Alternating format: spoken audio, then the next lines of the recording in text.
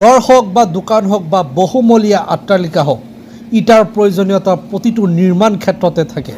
সাধাৰণতে ইটা ভাটা এটাত কাম কৰা এজন শ্ৰমিকে 1 ঘণ্টাত সৰ্বাধিক 80টা ইটাৰ নিৰ্মাণ কৰিব পাৰে।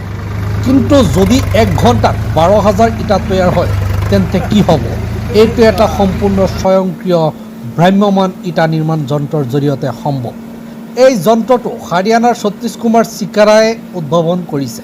সতীশ কুমাৰ চিকাৰা SNPC মেচিন নামৰ এটা ষ্টাৰ্টআপ কোম্পানীৰ প্ৰতিষ্ঠাপক। তেওঁ এইটো তেওঁৰ ভায়েক বিলাস চিকাৰাৰ সৈতে আৰম্ভ কৰিছিল। বিলাস এজন MBA স্নাতক।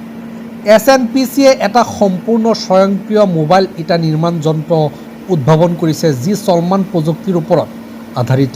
অৰ্থাৎ ই এঠাইৰ পৰা আন ঠাইলৈ যাওঁতে ইটা নিৰ্মাণ কৰে। SNPCৰ ভ্ৰাম্যমান ইটা নিৰ্মাণ যন্ত্ৰটো সমগ্ৰ বিশ্বতে এক অনন্য প্ৰযুক্তি। এই ভ্ৰাম্যমান ইটাৰ নিৰ্মাণ যন্ত্ৰটোক factory of brick and wheels বুলিও জনা যায়। সতীশ চিকাৰা 10ম শ্ৰেণীৰ ড্ৰপ আউট। পাৰিবাৰিক সমস্যাৰ বাবে তেওঁ স্কুল এৰিব লগা হৈছিল।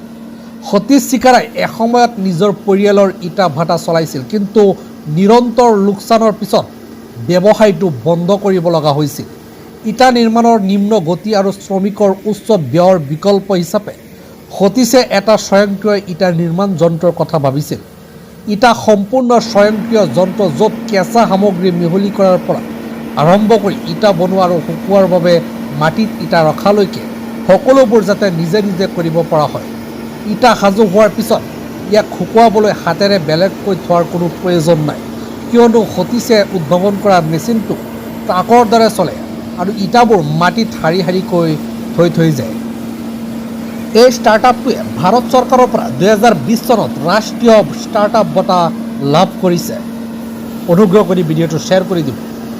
আপোনাৰ হাৰ্ডৱেৰ দোকানৰ কাৰণে যদি মেচিনৰ ইটা লাগে, স্ক্ৰীণত কণ্টেক্ট নাম্বাৰ দিয়া আছে, যোগাযোগ কৰিব। ধন্যবাদ।